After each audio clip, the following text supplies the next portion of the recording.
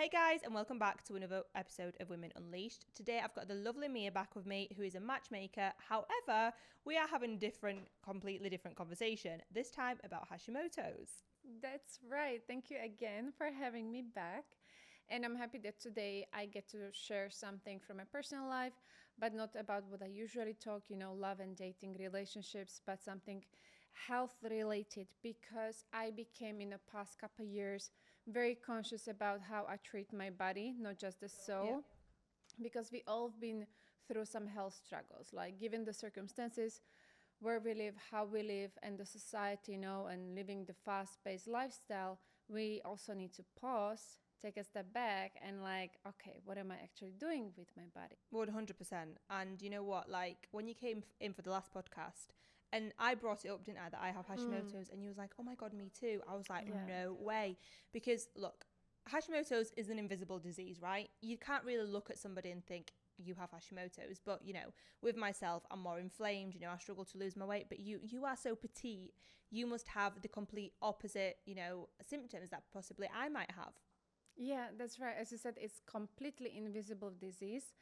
And how I found out that I have it, it was quite surprise to me, because it was, I believe, 4 years ago, and I started continuously losing my period. So 1 month it came a little bit later, then it was shorter, and then it stopped completely. I was like, okay, I think it's time to go to see my gyno to see what's happening. We did some blood tests, and he told me, well, you have to go to endocrinologist because your thyroid levels are not really as they should be. Until then, I actually had no idea that there is something like Hashimoto or hypo or hyperthyroid, and this was so new to me. And back then, I knew no one that would go through the same. And I know that it's especially disease that is affecting women more than men. And since then, I met several ladies that they have Hashimoto, but it's like on one side, it feels that kind of almost every second person has it, but it's just not spoken about as. Yeah, 100%. Nobody talks about it because I found out more or less the same time as you. To be fair, 3-4 years ago, and when I was like, oh my God, what is it? Like, I didn't understand. I knew I had an underactive thyroid, but not to the extreme of it being an autoimmune disease.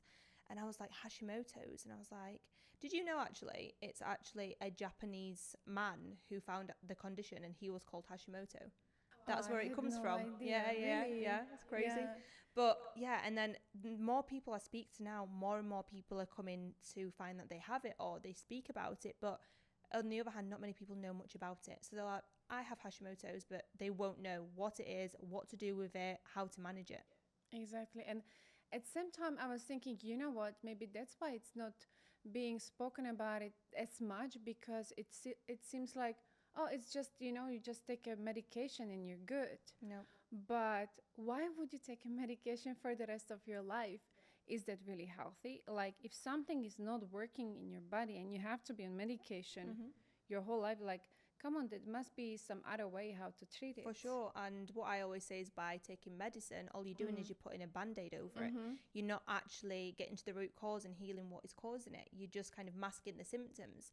But even then, people will go, like my clients will tell me, they'll go to the GP and, the levels are not getting any better. So the GP will increase the dose, right? And okay, what are you going to keep increasing your dose? A higher dose of levothyroxine or whatever thyroid meds you're on increases your chance of heart attack. I didn't even know this. Yeah. You see? I have clients on taking 200 milligrams of levothyroxine. I'm like, that is very, very high. That's a lot. Yeah. And I'm like, and they're still not getting any better. The thyroid levels are not getting better. So for me, that tells me there's something's not right in your body. You need to change your nutrition. You need to change your lifestyle.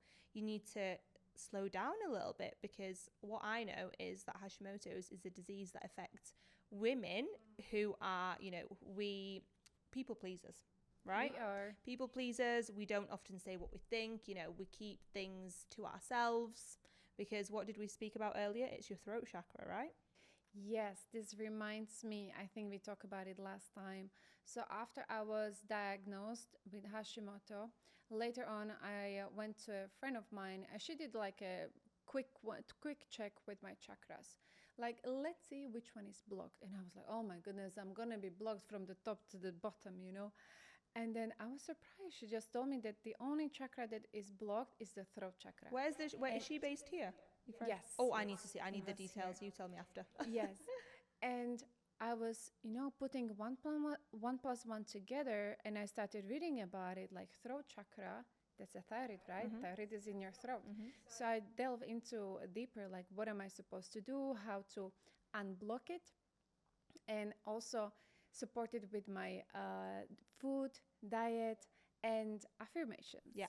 Because, as you said, women are people pleasers. That's how we were raised. You know, don't do this, don't do that. Just be nice, just be pretty. You know, like don't speak up because that's rude.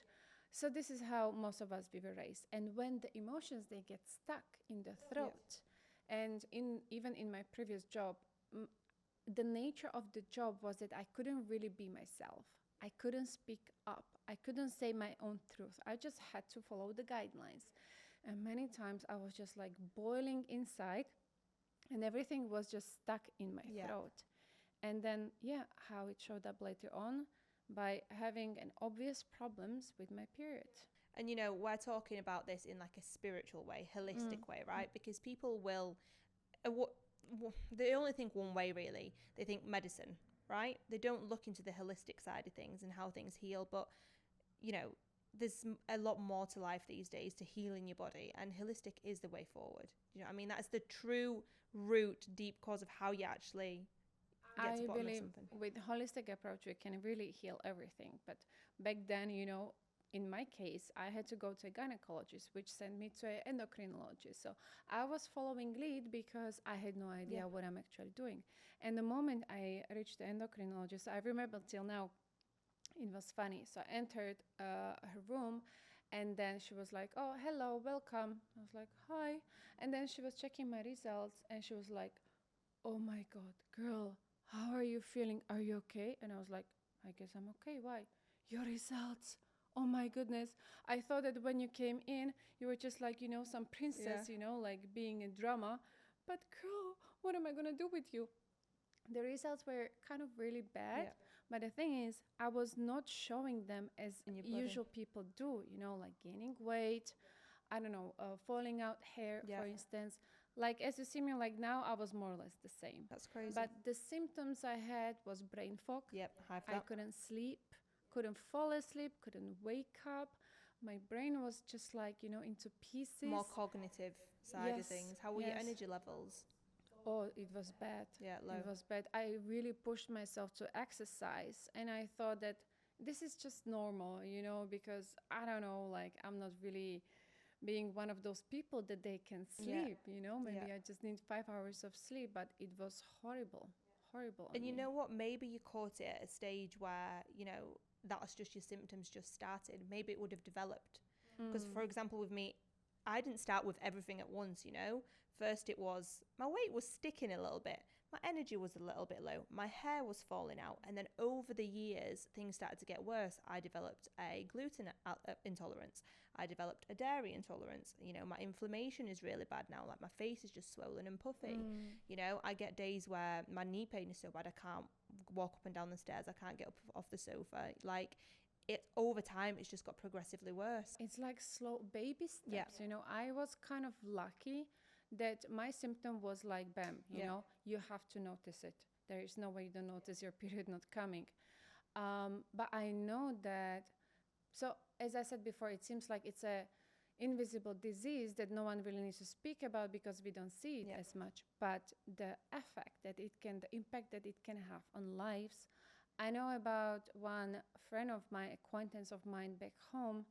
She miscarried baby, I think 3 times. And oh my goodness, I have no idea what she went through. But only after the 3rd miscarriage, they found out that the problem is her thyroid. If every single woman would have her thyroid checked before even conceiving. Oh, 100%. Like, come on. It would help so many people, but I always tell everybody should have a full blood test done at least once a year. Everything, hormones, thyroid, not just your TSH. But you sometimes have to really push for it. You do. Because if you just like, okay, I'm going to do this blood work. Okay, everything seems fine. But not every blood work shows everything that you need to know. Well, exactly. You have to push, because so many times doctors or institutions, they just neglect it. Yeah. You know, they don't push to go deeper, and it's your responsibility. Yeah, exactly. And with Hashimoto's, for example, it can take 5 years before it shows up on blood work. Did you know that? Wow. So you can start developing the symptoms 5 years before. There's actual stages of Hashimoto's, right? And the first one obviously is a few symptoms. It can be as little as fatigue, right? And you don't realize it, and it can take time. So, you know, doctors will be like, oh, your bloods are fine. Even if they're slightly low, I would be like, red flag, especially if you have the symptoms. Let's go. Yeah. You know? Check it out. Yeah, Definitely. 100%. Yeah. When you said about the throat chakra, actually, I wanted to add, you know, with your job, you couldn't really say anything. Mine comes from relationships, you know? And it started with my first ever, I'm starting to put a timeline together of when this all could have started. But when I was younger, my first ever relationship, because he was so much older than me, he was like 4 years older, I felt like I could never speak up and I could never say anything to him because, you know, I was like, I'm scared he's going to... How old were you back then? When I met my ex, I was 16 and he was 20. So big age difference, you know, but he never made it official until I would turn 18. So we were together, but it was never official because he was like, you're still 16. So when I was 18 and he was 22, then it was official. But, you know, I was always so scared to speak up. And then it started to happen around work, you know, when I was nursing, I couldn't really speak up and say what I thought all the time because, you know, I wasn't the nurse in charge. But, or when parents of the children were speaking to me, you know, I couldn't just, you know, I had to be professional, right? So it's just keeping those emotions inside. And over the years, that's just a huge buildup. Whereas now, verbal diarrhea from me, like I just say what I think. I've started working on this. And sometimes it's not the best option, but I can't keep things in anymore. It just comes out. Yeah, you do it for yourself. And as you said, like, even if you don't want to bottle up the emotions, there's always a way how to say it. Yeah. You know, not always we have to be rude the way to say it as we feel it, but, you know, like sugarcoat it a little bit if it's necessary. But definitely like express it. Because maybe for us, it's a throat chakra, thyroid. But for anyone else, it can be anything different. Yeah. I have my sacral chakras blocked as well. Which one? Sacral. Really? Yeah. What's the reason to have that one blocked? I think, well, from what I was speaking with my therapist slash like my healer, whatever you want to call that, she was saying I'm not very, it's your feminine energy, right? And I'm not very much so in my feminine at the moment. Like with everything that's going on, I'm struggling to be in my feminine. And I've had issues like feminine problems as well, you know, like with cycle loss, that sort of thing. And I once went to a breathwork class. This was maybe last year or maybe 2 years ago, and we did breath work, and obviously he was like touching everywhere, and he was like, your sacral chakra is so blocked, and it's due to like a pregnancy that I had like 2 years ago, right? So I think it's all kind of related. Are you planning to do any kind of deeper inner work I on want that? to, for sure. I've been looking into it here actually. Yeah. To do more stuff like that because I love that sort of stuff anyway. I mean, feminine energy you can definitely practice yourself. Yeah, I can. Every single day, baby steps, you know, you can literally put in your agenda for every day something different.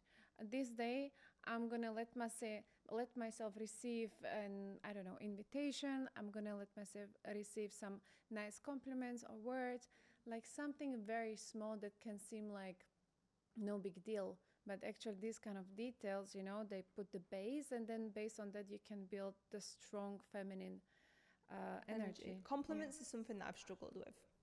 And still? Yeah, I'm getting better. I am. I really am. Because before someone compliment me, I'd be like, oh, stop. Like, okay, I'll tell you how to look at it. Because it happened many times. I have a friend of mine, and I always give her compliments. Like, she's so beautiful, you know, like inside out, and like she's stunning. And I always give her compliments, and she's like, oh my God, yeah, sure, I'm so fat or something. And I'm like, listen, I give you a compliment because I truly mean it. And you know what you're actually doing? You are, first of all, you're blocking to receive something beautiful.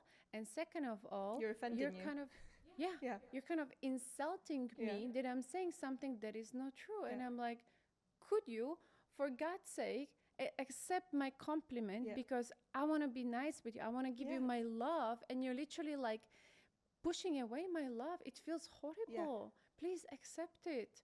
After 1 minute, thank you. Yeah, yeah. Like It's true. I have got better now. When someone says it, I'll say thank you, because it's quite cocky as well. It's not nice, like I say it to one of my friends and then she's like, oh, shut up, I can't take compliments. And I'm like, it's not nice when you say it to somebody and they reject your compliment, basically. So I've started taking that on board, now. So better. And also you will then seem more confident Yeah. in front of others people.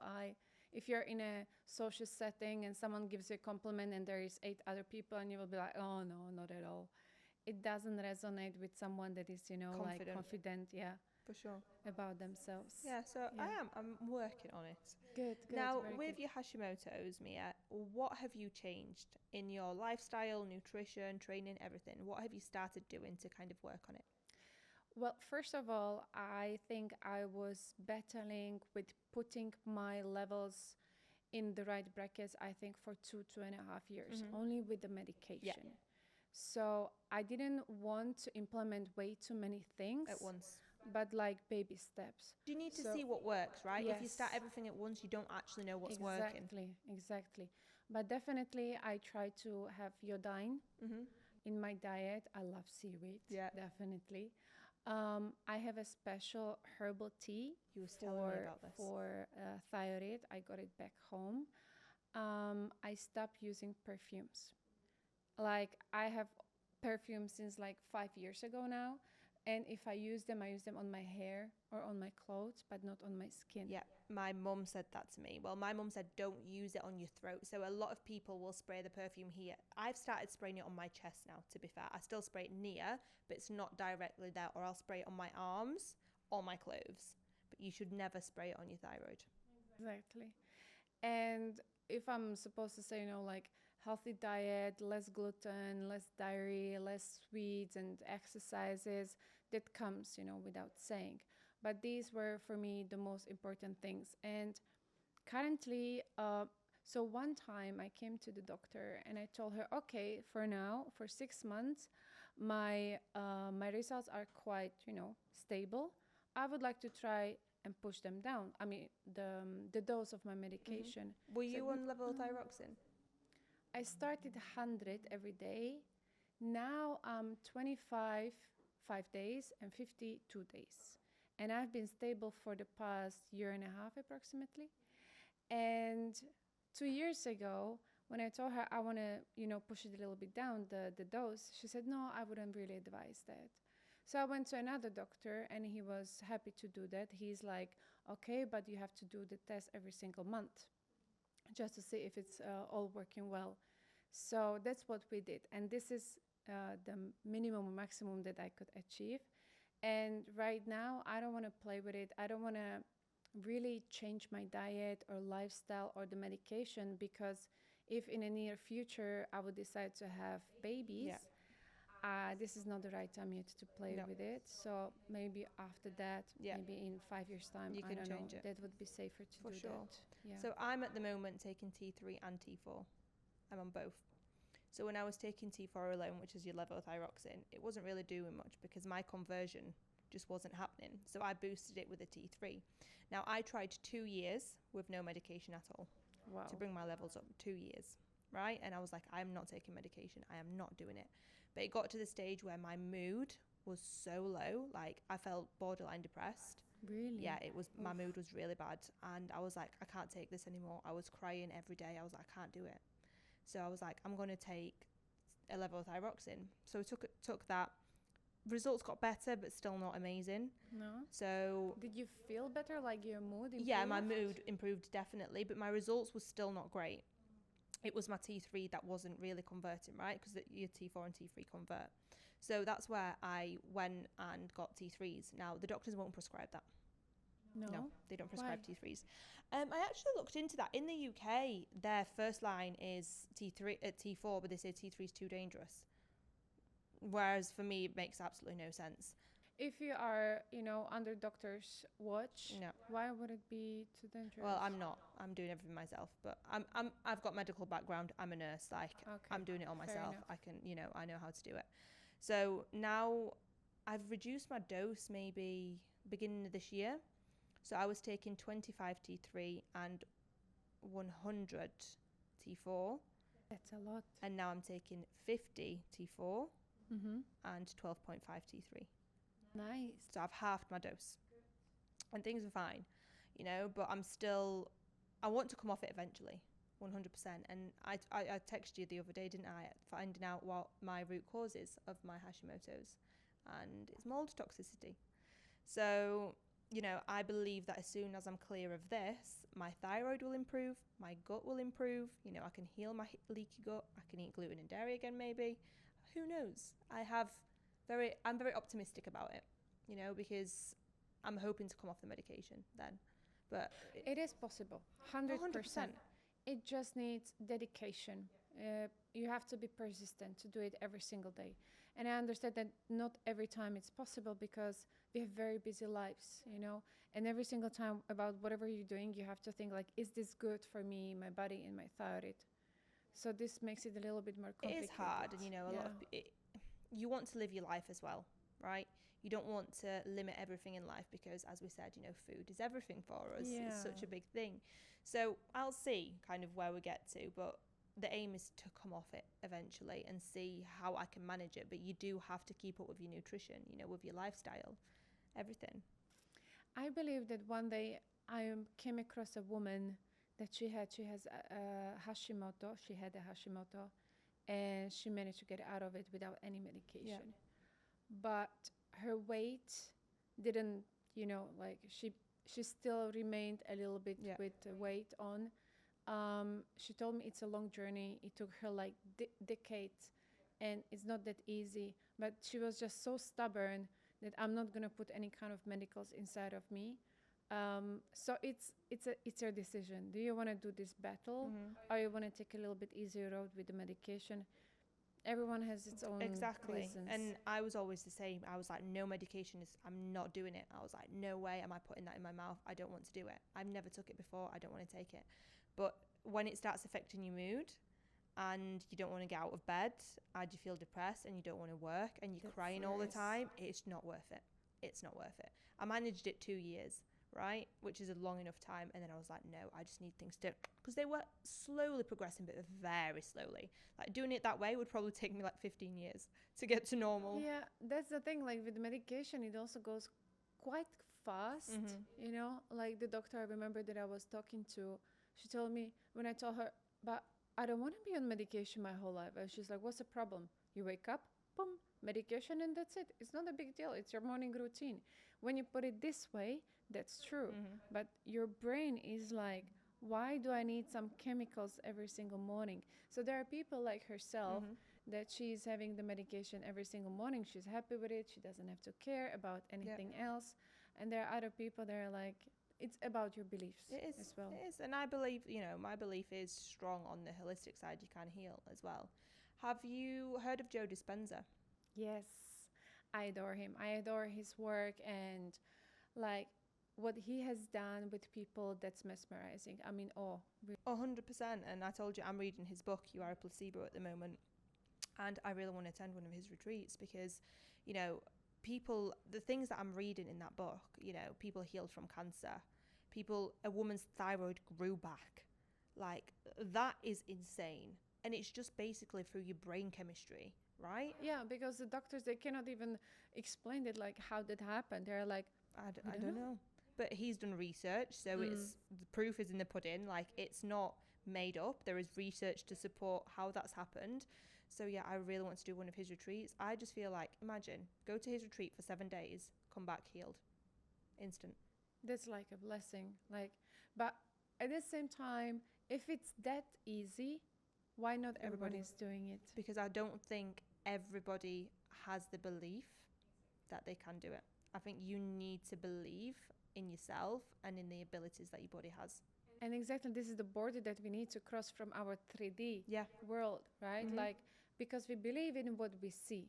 Yeah. But if we can't see that, okay, like it wasn't caught on a video how she grew the thyroid back, how am I else gonna believe in it or something, right? So this is that kind of a little switch, like, you know, it works. It 100%. It really works. Just have the faith. Yeah, amazing. It's just absolutely incredible. And, you know, do you meditate? Yes, I do. Every morning. Every morning, yeah, me too. Every morning, yeah. Recently, I'm stuck in a rut with meditating. What happened? I'm finding it a chore at the moment. I go through stages where I really want to do it, and at the moment I'm like, oh, I do it, but I can't be bothered, and I can't seem to get into that. So that what am I trying to say? Into that headspace, right? To stop thinking and just relax and let the meditation guide me. So you are listening to a guided meditation. Yeah. And still it doesn't really help. But this is also what Joe Dispenza has said, you know, this is going to happen even those that they are meditating for a year, you know, every single day. But this is actually the most crucial point where you have to, you know, kind of not convince yourself, but believe that even though I feel like this about it right now and I don't feel that it makes sense or I can really get deep into it, you have the faith. You have the faith, because these are like the, I call them alchemical points, right? Like the journey of life should always go up, but it goes like up and down, up and down, up and down. So maybe now with your meditation you're somewhere down, and it's just the belief like, no, I'm going to make it up again. For sure, 100%. And I do enjoy it, you know. My favourite types of meditations are the ones where I'm manifesting and I'm visualising, and that's the way I tend to focus on it the best when it's something like that, or a healing one. I've got a really good healing one that I'll send you. She's a lady called Ishbra Keet, I think. She's an Indian lady, and I found this meditation when I first found out about my thyroid, and I remember doing this meditation for the first time 2-3 years ago, and she talks about visualizing yourself all healed and what you're going to tell people, and I just started crying during the meditation. And then I did it a couple of weeks ago, and I cried again. So like, that's, for me, that's a belief that I will be healed. You know, that's that future belief that I've already got in me. You know, this is the thing, that sometimes it reveals the thing that you don't even know that you're carrying or holding. For me, this also happened, like you started crying during meditation, me as well. But sometimes even just like I finished yoga, then you're in a final position laying on the floor, and all of a sudden, you know, reverse. Yeah. Like, where is this coming from? Emotions blocked, right? Yeah. So we should release them in any possible way 100%. As we can, instead of carrying them from day to day. Yeah. Even if you think like you're happy, you're content, everything is perfect, joyful, and then you meditate and boom, it comes out. Reverse. Literally. A lot of inner like child healing work, whenever I do that, I'm just in tears as well. But I think every disease, you know, is part of like a blockage in your body. I believe in that as well. There was a documentary, it was with a woman, she was Olympic, I don't know, maybe she was a runner, I'm not sure. Like, she was one of the best in the world. Super healthy diet, like exercising every day, sleeping well. Like, she is the prototype of a healthy person. And then she had a cancer type 4, stage 4. And they were like, where is this coming from, you know? And it's not even coming like from a family, maybe inherited or something. And then holistic healer started working with her, and they uncovered that she has stuck emotional trauma that she didn't resolve with her mom from her childhood. Then they started working on that, and she got out of that cancer. 100%. Like, people will be listening to this thinking, them two are crazy. Like, what are they talking about, right? But I think unless you go through it, and unless something happens, you need to try first of all, right? And then you need to believe. And then as soon as you see to start these changes, you'll be like, oh my God, why did I not find this sooner? Because it's so simple and yet so difficult at the same time, that it's so much easier for people just to say in the morning, if anyone wakes up in the morning and first thing that they do is open the phone and start scrolling, checking emails, checking WhatsApp and social media, that's the worst that you can do. Worst that you can do, because you completely are feeding yourself with anything but anything beautiful. And actually, this is a thing that you should delay till the latest to do when you wake up. First, it's your mind, it's your soul, it's your body, so you can prepare yourself to put yourself in the Zen mode. And nothing that even I see in that email or in a social media is gonna have such strong effect on me than if I see it as a first thing in the morning. That's worse. Yeah, that's my routine though. Like, I'll wake up and the only thing I will use my phone for is to put my meditation on. right? But I don't look at anything, like no phone for the first 30 minutes of waking up. I go make my drink, I go meditate, breath work, gratitude, journal, whatever. And whoever would like to try that, just try it for, I don't know, 3 consecutive days. You will see that your stress level in the morning is just going to disappear, 100%. or at least decrease.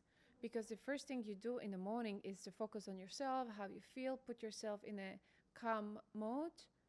Oh, the day can start, you know, Yeah, like you're energized. Yeah, but what I always compare this, right? If you sleep past your alarm, you wake up, you're in a rush, everything else goes wrong that day, right? Because the energy that you are putting out is so negative and so rushed and just not great. Whereas if you wake up a little bit earlier and take your time, be so slow in the morning. Like, I love my slow mornings. I love them. I love them. Sets me up for the day. Yeah, because even if I have a meeting, I don't know, at 10, I still want to wake up at 6. I want to take it slow, you know, have time for, I don't know, my morning yoga, stretching, whatever it is, or my meditation, or preparing my stuff slowly. Spend time on your own. But, you know, like, take it easy. There is no rush. That's why it's so beautiful to wake up like 5, 6 a.m. When everybody's still asleep. Ooh, So nice. so There's nothing slow, better. so quiet. Because if you wake up at 8, 9, you look outside your window and you're like, oh my God, Exactly. chaos straight away. What did I wake up into? Especially in Dubai, you look outside, you're like, Jesus Christ. You hear the kids screaming outside in the corridor going to school, yeah. people rushing as well. Yeah, car honking. And I think that's really important with Hashimoto's as well, slowing down. Yeah, big time. Letting your body rest. That's the thing that maybe people in general could struggle the most with. Because it's such a simple thing when you are eating your food and sometimes you're in a rush, you know, you just like, just pause for 2 seconds. What am I doing? Like, I'm eating, you know? Okay, pause and eat slowly. Enjoy the food. Feel every single bite. Because if you're going to just like, you know, put it in and push it in, it's going to have, again, that kind of like, not anxiety attack, but that anxious feeling, you know? The food is not even being properly digested. You haven't really enjoyed yourself having your lunch. Just take it slow. I say, right, we live in a generation where it's go, go, go, go, go, go, go. Nobody ever stops, you know, you're 100 miles an hour. Apparently it's bad to slow down, you know. If you are not working every day, you're a failure, right? That's what generation we live in. And then everybody's ending up burnt out with conditions, you know, different types of diseases. They're depressed. And it's like, we need to slow down. Because if we're, you know, going on the go all the time, how do you ever expect to actually feel good in yourself? And you need to slow down and just be like, pause. What am I doing? And I always say that the only person that can put the pressure on you is yourself. And I figure that whenever I feel like I'm under pressure or I'm not managing things, I just, you know, switch off for 10, 15 or 30 minutes and just do nothing. And just like this, you know, because I'm like, what am I doing? Okay, I have this call, I have this meeting, I have this email, but how am I going to take care of it if I am not taking care of my, you know, good mood and being there present rather than thinking about what everything I have to do? Yeah, just set your priorities, maybe change a little bit your agenda, but make it in a way that you take care of yourself, and then you can also pour the more into the work that you are doing. Sure. What would you say for somebody who feels like maybe they have Hashimoto's or they're not feeling great? What should they do? Go right away for the test. Like, don't, even if you're feeling great, go for the tests and like push them to go deep until you are sure that you have it black and white, that you're good and that you're okay. Because my tests were neglected. I could have found out earlier, but I didn't know. I didn't push. I wish someone back then told me. And I will give you 5 things to test for with your thyroid, because you might know already, but obviously for listeners that might not know, if you go to the doctors, they will test your TSH only. Okay, you need your TSH, you need your T3, T4, and both antibodies. Antibodies is what show you if it's Hashimoto's, right? Because it's autoimmune. So those 5 things, you need to tell your doctor, I need this, and then you'll know. You'll have answers. Yeah? Anything else you want to add? I don't think so. I think we pretty much covered almost everything. Yeah, from the medical to the holistic. Well, thank you so much, and thank you for sharing your experience, Mia. First, thank you for having me, and I really wish everyone the best health that you can have, and just take care of yourself because no one else will. Exactly. Very, very wise words. Very wise. Thank you guys for tuning in, and we will see you next week.